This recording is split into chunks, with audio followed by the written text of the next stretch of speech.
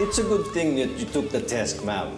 However, we need to wait for at least 2 weeks para malaman natin ang resulta. Ang tagal naman po, Dok.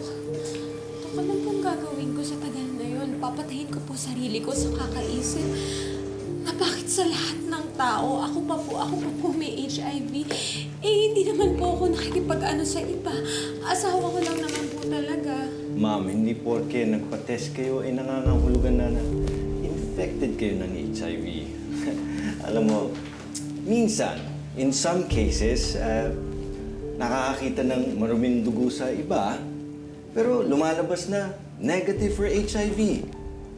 So if I may suggest, please, wag po muna kayong mag-alala. Oo nga naman, Thea. Huwag ka masyadong mag-isip. Tsaka tingnan mo, nasa-stress ka na tuloy. Nakakapangit yan. Lakasan mo ang loob mo, okay? Wala yan. Negative yan. Lord, please tulungan niyo po ako. Hindi po sana totoo na may HIV ako. Hindi po kasi pwedeng may ganun akong sakit. Bata pa po ang mga anak ko. Hindi po ako pwedeng magkasakit ng malala. Lord, hindi naman po ako masamang babae. Hindi po ako malikot. Alam niyo po yan. Kaya nakikiusap po ako sa inyo. Nagsusumamo at nagmamakaawa. Na sana wala po akong ganong sakit. Gusto ko pa pong makitang lumaki ang mga anak ko. Gusto ko pa pong maramdaman ang mga yakap nila. Gusto ko pa pong tumanda kasama si Marco. Huwag ka masyadong mag-isip. Huwag ka masyadong... Ay, ito. Please, sit down. Sige, Dok, ano pong resulta? Eto, hawak ko na ang result. But if you don't mind, baka mas maganda sigurong ikaw lang ang kausapin ko. Ah, bakit po? Okay lang, Doc. Labas na muna ako.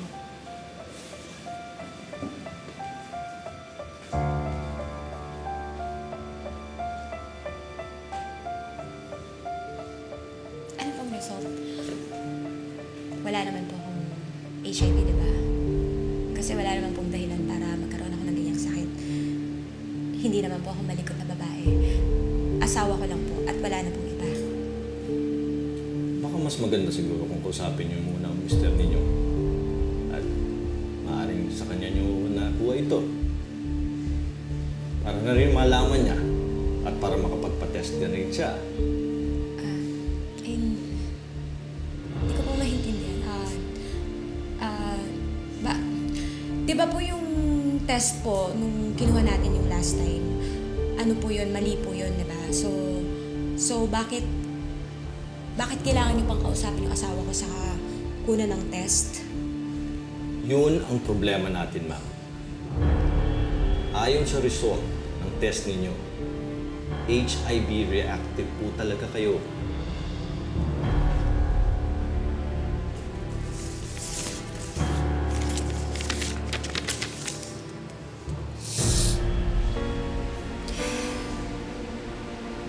HIV reactive.